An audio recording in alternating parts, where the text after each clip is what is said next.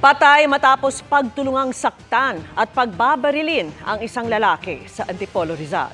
Ang nahulikam na krimen nag-ugat umano sa pagparada ng isang van sa gilid ng tindahan. At nakatutok si EJ Gomez. Eksena iyan ng pagtatalo ng dalawang lalaki sa Barangay Kupang, Antipolo City pasado 1:00 ng hapon nitong Sabado.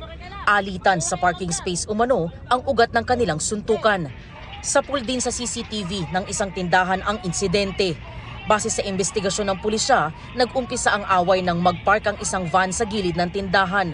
Nilapitan ito ng lalaking naka-shorts na may-ari ng tindahan para sitahin. Tuwing nagpapark daw yung biktima doon sa area na pinagtatalunan nila. Pero yung pinagparkan na nung biktima nung time na yun ay para hindi naman siya para mag-park. Tumigil lang siya para ibaba yung mga pasahero niya. Maya-maya, lumapit ang lalaking nakasuot ng itim na t-shirt na kinilalang si alias Toto para raw sana awatin ng dalawa.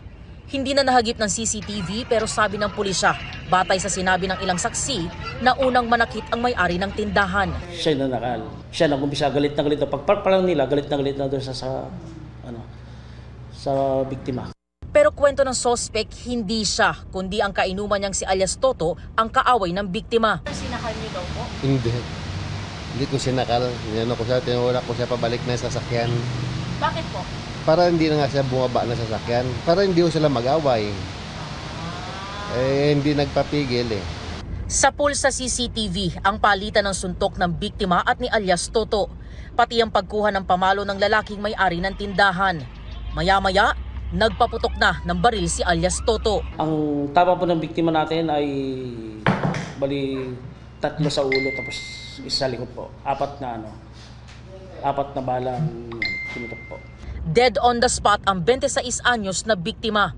Tumakas ang lalaking bumaril sakay ng kotse na nakunan sa CCTV sa ilang kalye ng Barangay de la Paz. Inaresto naman ang may-ari ng tindahan. Kwento ng ina ng biktima, pinagbantaan na ang kanyang anak ilang araw bago mangyari ang insidente. Pinukpok yung harapan ng sasakyan niya, yung motor niya, puro dura ng plema. Yun ang ginawa. Tapos doon mismo din sa may tapat ng bahay, sa may gate, pinagbantaan rin siya ng mga tauhan doon. Hinala ng ina, planado ang pamamaril. Kabababa niya lang po ng sasakyan noon, talagang inintay siya. Paglabas ng ganun, may tao na agad dito, may isa na dito. Talagang pinagpaplanuhan na siya talaga na kumbaga wala siyang tatakbuhan eh. Para sa GMA Integrated News, EJ Gomez, nakatutok, 24 oras.